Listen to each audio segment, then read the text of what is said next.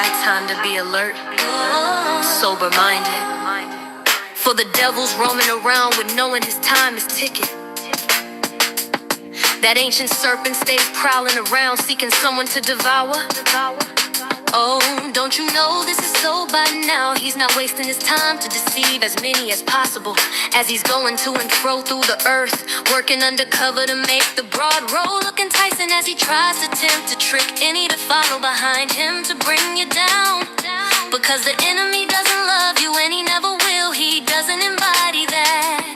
He's full of pride and the opposite of God. He comes to steal, kill, and destroy.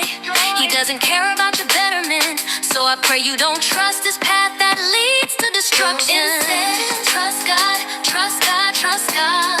Yeah, He loves you so He wants you to know that He's not willing for any to perish. So trust God, trust God, trust God. Yeah, narrow is the way that leads us home with Him, but He won't force you to believe in His free gift that saves, which is what we could never do. Jesus already paid, poured out His sinless blood as the one-time sacrifice for us to be washed anew through Him, forgiven. And as we accept that atonement, believing in our hearts God raised Him from the dead, with confessing Jesus is Lord, then we shall be saved.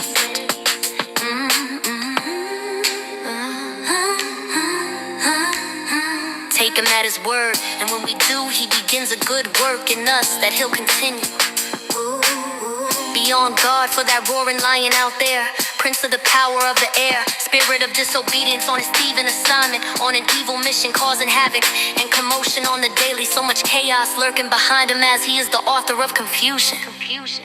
Let's equip ourselves like the scriptures mention, by armoring up with salvation on our heads, wearing righteousness like a vest to guard our chest, truth in our belt loops, faith and His word in our hands as our defense, our weapon to fight back with, while we strap the gospel of peace upon our feet, as He causes us to conquer every scheme that comes lurking from the dark to defeat us. But in Christ we rise above, because greater is He in us than he who is in the world. Jesus is the name above all, and as He lives within His people, we win behind our commander-in-chief, who already won and will again, as God casts Lucifer and the fallen angels out of heaven for a bit, until He wins His war again against all these lesser powers, seeming like they're getting away with all this evil at play, but not so.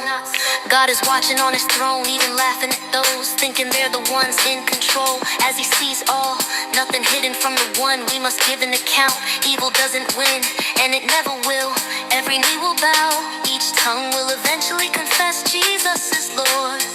Why not do it now before you're forced to? Because just like His word says, He will say, depart from me, I never knew you, to some. So surrender to Him on this earth, or damnation awaits. If not,